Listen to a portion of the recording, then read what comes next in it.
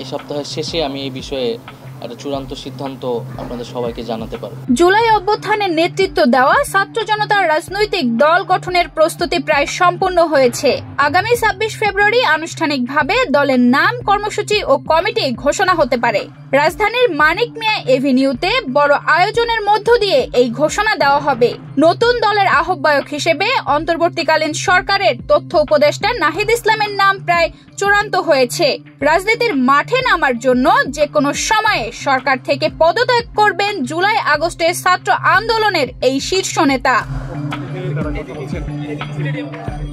নতুন দলের প্রধান 4টি গুরুত্বপূর্ণ পদ নিয়েও ব্যাপক আলোচনা রয়েছে। এসব পদের জন্য জাতীয় নাগরিক কমিটি ও বৈষম্য বিরোধী ছাত্র আন্দোলনের সামনের সারির কয়েকজন নেতার নাম বিবেচনায় রয়েছে। তবে শেষ পর্যন্ত রাজনৈতিক অঙ্গনে পরিচিত মুখ হয়ে উঠেছেন এমন ছাত্র নেতারাই নতুন রাজনৈতিক দলের মূল নেতৃত্বে। সদস্য সচিব পদে নাগরিক কমিটি ও বৈষম্য বিরোধী ছাত্র আন্দোলনের অধিকাংশ নেতার পছন্দ আক্তার হোসেনকে। মুখ্য সংগঠক ও মুখ্য পাত্র পদের জন্য আলোচনায় আছেন সার্জিস আলম ও হাসনাত আব্দুল্লাহ। নতুন দলের নামের ক্ষেত্রেও একাধিক বিকল্প বিবেচনা রয়েছে।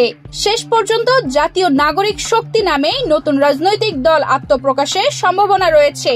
এই দল গঠনের প্রক্রিয়ায় নেতৃত্ব দিচ্ছে মূলত জাতীয় নাগরিক কমিটি। এই কমিটিতে বিভিন্ন মতাদর্শের লোকজন আছেন। এর মধ্যে প্রধান 3টি ধারা হলো গণতান্ত্রিক ছাত্র শক্তি ও ছাত্র অধিকার পরিষদের সাবেক নেতা, ইসলামী ছাত্র শিবিরের সাবেক নেতা এবং বাম ধারায় বিভিন্ন সংগঠনের সাবেক নেতা ও মধ্যপন্থীরা। তরুণদের উদ্যোগে নতুন এই দলের আত্মপ্রকাশ অনুষ্ঠানের জন্য 2টি জায়গার কথা ভেবেছিল জাতীয় নাগরিক কমিটি। একটি হলো কেন্দ্রীয় শহীদ মিনার, অন্যটি ঢাকার মানিক মিয়া এভিনিউ। শেষ পর্যন্ত মানিক মিয়া এভিনিউতে বড় জামায়াত করে দলের নাম ও কমিটি ঘোষণার সিদ্ধান্ত প্রায় চূড়ান্ত করা হয়েছে। প্রাথমিকভাবে 25 ফেব্রুয়ারি এই অনুষ্ঠান আয়োজনের চিন্তা করা হলেও ওই দিন পিলখানায় বিডিআর হত্যাকাণ্ডের বার্ষিকী থাকায় দলের উদ্যোক্তারা তারিখ পরিবর্তনের সিদ্ধান্ত নিয়েছেন। শেষ পর্যন্ত 26 ফেব্রুয়ারি বহুল আলোচিত নতুন দলের আত্মপ্রকাশ ঘটাতে পারে বলে আশা করছেন সংশ্লিষ্টরা। তানজিদা রহমান, ইনায়া, বাংলাদেশ প্রতিদিন।